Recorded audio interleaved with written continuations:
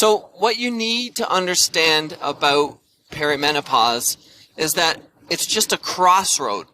Perimenopause is a crossroad stage of your life, and the decisions that you make in terms of how you're going to deal with that will make a huge determination effect in terms of which path you're going to go on for the second half of your life. Introducing the Perimena Bliss Podcast, a show dedicated to unraveling the mysteries of achieving optimal health naturally as you transition into perimenopause and menopause. Get ready to join your host, Dr. Seth Yates, an experienced naturopathic doctor, acupuncturist, and kinesiologist, as he shares his wealth of knowledge acquired from over 40,000 patient visits and 15 years in working with perimenopausal females. Welcome to the Perimena Bliss Podcast. Hey, this is Doc Yates. Welcome to Perimenopause Bliss, brought to you by perimenopause.com, ablehealth.us.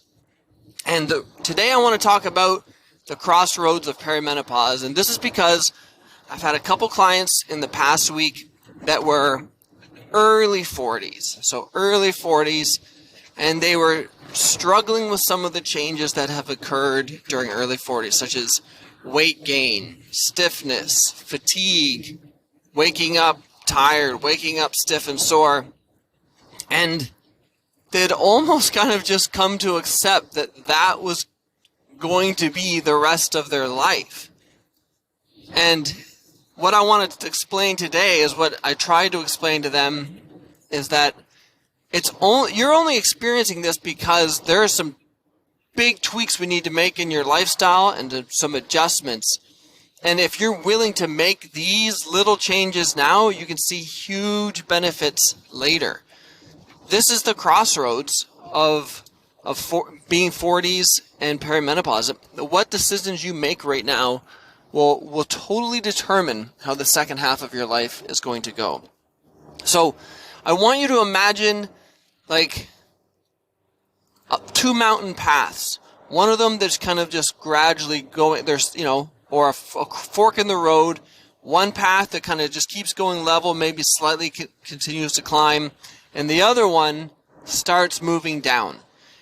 Now, because they're meeting at a crossroad, where they first meet, they're almost the same. Like, they almost seem like it could be the same path. The thing is that the easier road, which is slightly downhill, you're like, well, this is easier. Why would I want to keep pushing myself to go higher when I can take this easier road? It doesn't really... Now, from a health standpoint, that easier road when you're at this crossroads of perimenopause means that you don't make any changes. It's easier not to do anything. And then instead of trying to figure things out, and you get symptoms, you take a pill. You know what I mean? That's definitely easier. And that's a much easier road initially. The difficulty becomes is that those decisions start to lead, and the further steps you take, the harder it is to go back. You can't go back to the crossroad. You can try and climb back up to the next path, because those two paths, they are running parallel to each other. But as one continuously moves down and the other one continuously moves up, the divide between them gets steeper and further apart. So when you go that one route and it leaves one medication, and this was this was someone who came in this week, and they were only 40, but they already had 6 medications that they were on. And they were recognizing at this point when they're sitting in my office and I was explaining to them that they had been moving down the wrong path and they wanted to change because it became very clear that one medication they were taking, 2 of the other medications they were on were because of side effects from the first medication. So it becomes that they were getting into that mentality where it was like they were just following and they weren't. It was like following and not freedom. So that instead of doing the work on their own, doing some extra research, because you really have to be the advocate, you have to be an advocate for your own health. And they were just on that continuous downward slope. Now let's talk about the second path. The second path is harder initially because it does involve change. unquestionably the things that used to work for you in your 30s and the things you could get away with in your 20s, you can't. So if you're not willing to change those things, the second path, the high road path, is going to be very daunting off the start because it takes effort and it takes knowledge. You have to, like, you can't just make random changes. You have to learn what are the changes that actually make a difference. You have to work with people who have helped other people get this difference before, or at least learn from their materials. So it's harder off the start.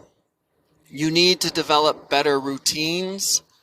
But when you do it this way, you don't get the side effects. There's no medications. There's no one side effect leads to another medication, leads to another side effect, leads to another medication. It's there's things that you have to sacrifice. There might be foods and routines that you have to give up. There might be habits that you have to change.